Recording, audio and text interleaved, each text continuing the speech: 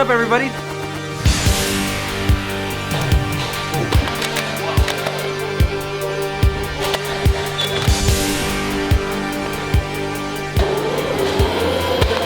He's just on a zip line. This is insane. Oh, got me. Like that.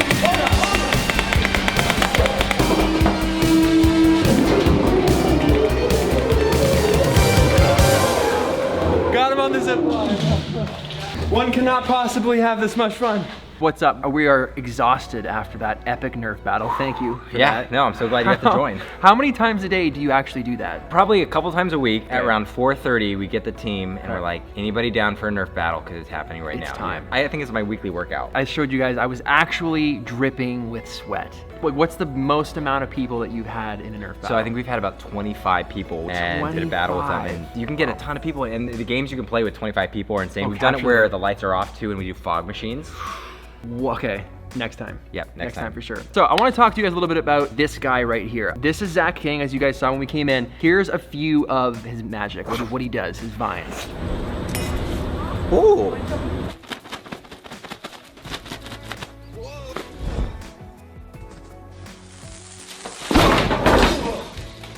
So that is a little bit of that's how you're known. The internet knows me as the magic guy. The magic guy. I'll have people come up to me on the street and be like, you're the magic guy. Okay. You got me. Are you a magician? I would not say now that I'm a magician to anybody. Our audience associate it to magic, and that's why we've kind of latched on to that term. Yep. But I did grow up with my grandfather when I was in middle school and junior high, learning a lot of magic. We'd go to different conferences in the Pacific Northwest where I grew up. You know, magic takes a ton of practice. At some point in your life, going the filmmaking route, I was like, I have to dedicate all my time to this. Sure. And I can't keep up. It's like a fun side thing. You get to choose your craft. Never will I perform in public because I'll totally biff the tricks. You suck. Yeah, you're not the magic guy anymore. Okay. Unfollow. Because I find it very interesting because you guys know I come from a heavy magic background. I did it for basically my entire life, and distinctly this guy here he's talked a lot about in the magic industry with magicians who are actually doing sleight of hand magic, who are taking decks of cards and doing sleight of hand. And I distinctly remember having a conversation with 5 magicians in a magic shop in Toronto about you. Really? Yes, and the conversation was... What'd they say? Everyone that I've met so far loves you, with the exception of, there was this one guy, I'm just kidding. No, but the conversation was usually with magic, I'm looking for something right here. Let's say I've got this big glass of water. I'm not gonna do anything, relax, you don't own me. You turn it into like marbles? If I was gonna turn it into like Coke or something, or some kind of like beverage, the first thing I would think of as a magician is like, okay, what are the angles on this? Is it gonna look good on camera? Yeah. Can anyone be standing behind me? What's the reset? Is it set up right now? Like, am I ready to go? These are all things that magicians would think of before they come up with all those rules and boundaries that you have to work with. Exactly. But the assumption that most of the magicians came up with you was that your videos are so creative because you're not bound by methods. Yeah. You don't think about those things. You don't think about the angles, or your process is entirely different. Yeah, to me, magic, the style that we do is really, I use magic kind of loosely. Sure. It's digital. Well, I mean, it is magical. Digital tricks, happening. yeah. And that's what the audience views it as. But for me, I'm not bound by those same rules, which is very freeing and allows the concepts. I mean, like a magician, I couldn't do a trick where they jump into a car, unless it's like a stage trick and it was already set up. So we can have more fun with the stories, and that's another thing I really appreciate is like, I love magic when they actually like turn the water into Coke for a reason. There's like a fun story behind that. Yeah, like, it's not just random. Or you're dying of thirst and you need water and you create it. Like, there's a story around it. I love it. But sometimes I feel like magic has become about the trick or the effect. Yep. And I can even see myself doing that sometimes. There's some videos I'll make and it's like, we're working in the wrong direction of like, we got this trick, what do we do with it? Or like, how do we make this trick cool? But then we kind of go off on that. You're focusing too much on that aspect. No one cares about the little pencil color changing trick. It's like, they want the bigger picture, like, why is this helping my life? Yeah.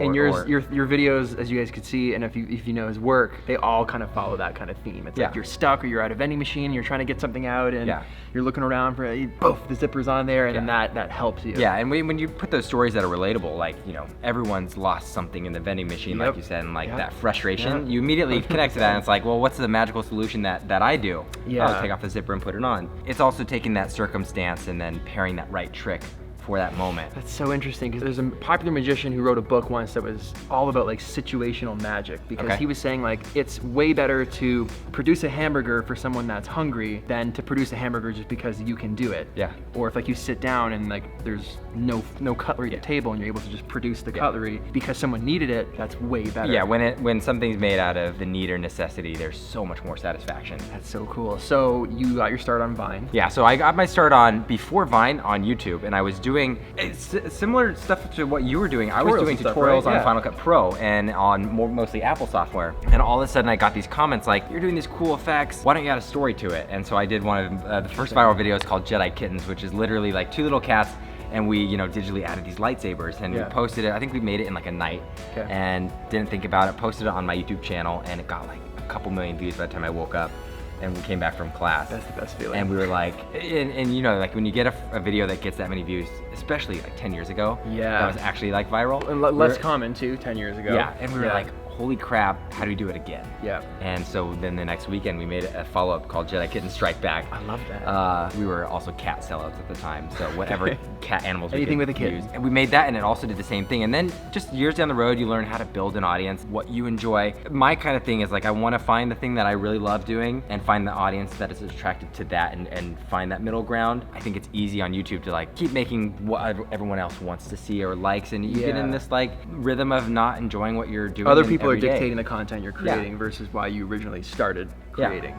And so I think that's been really important along the journey. And then 4 years after that, got into Vine, and that kind of completely blew it to a different level where, and I don't know why, like I just posted some little tricks here and there. But I think what it did for me as a creator was I figured out my voice of like, here's this character, and it's weird, I kind of refer to myself as a character, but like here's Zach in these different situations, how does he respond? And we just built like, he's a normal guy, but there's this magical twist that he'll do in every video. Yeah. And kind of went on that theme, and after I think we've done like 2,000 little tricks, it's been insane. 2,000. So you got like 25 million on Instagram. Would you say that's like where the obviously majority of people are trying to find your videos? It's funny, when I meet people in person, I always ask them like, where do you watch the videos? And all the young kids say like YouTube.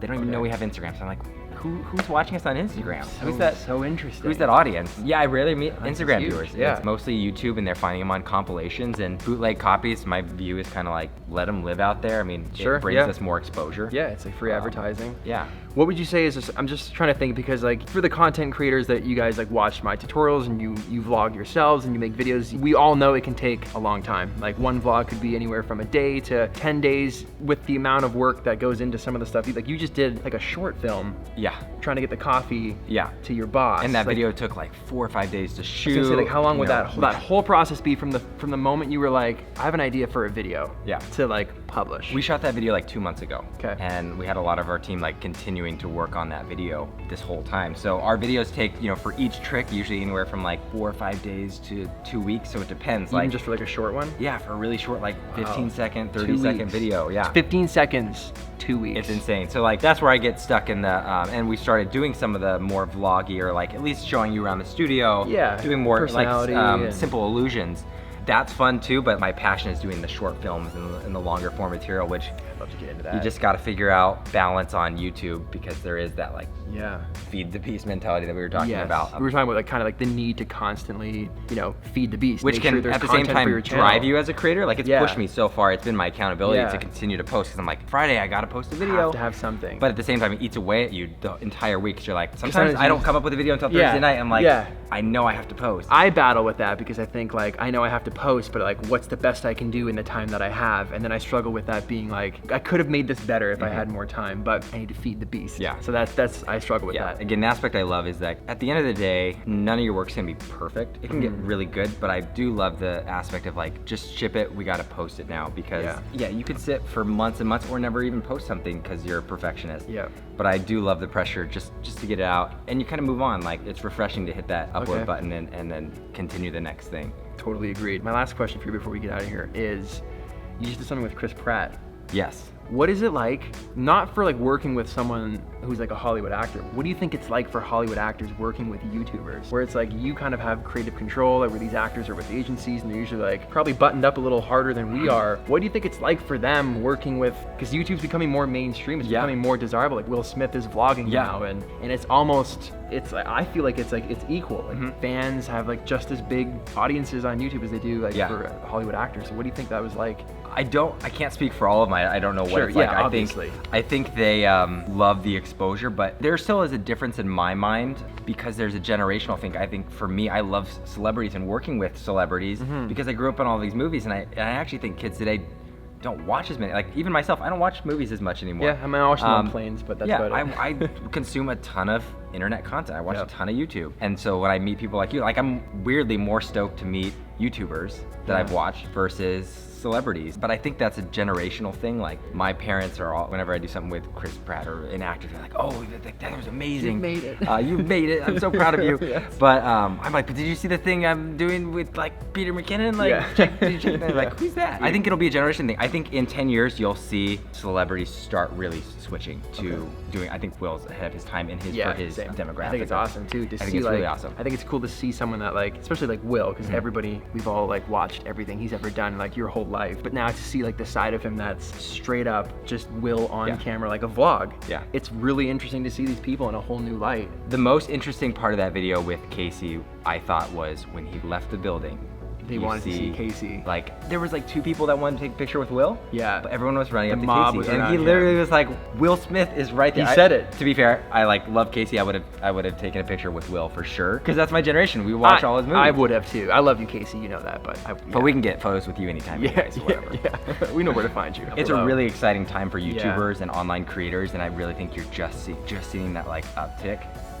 And I think like it's fun, and we won't be the biggest YouTubers out there or online creators. Like I really think in 5 years there's going to be a sensation, almost like Bieber status. I remember thinking a couple years ago, Casey's the biggest it'll ever get, or Lele's the biggest. Sure. Like what can get bigger? Logan Paul's the biggest. Yeah. And I think that number of like how fast they're growing and their audience reach is going to like exponentially grow. When we've seen it, like Ninja, like just different people overnight. Yeah. Go from 0 to like 15 million subs. And the Ninja, like we call that overnight, but you know, he's been working on his career for 10 years. Oh, still, that's part of my whole talk. And it's like, it just, one day you hit the right timing and it goes.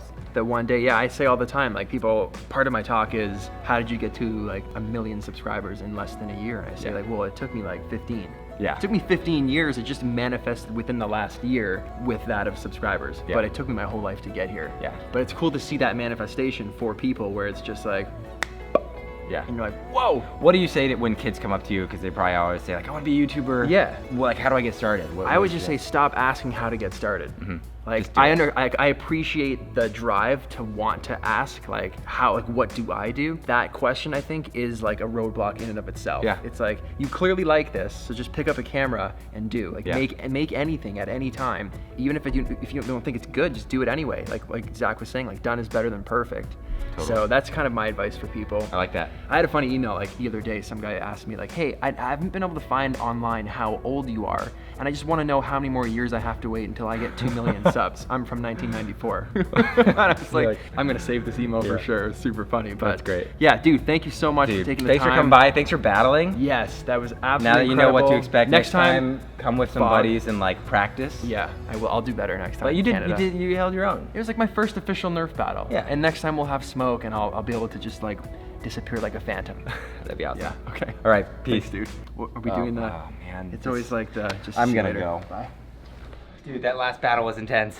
We got to do it again soon. Yeah, that was amazing. That was sick. Thank you Appreciate so much. it. I will see you the next time. Yep. See you soon.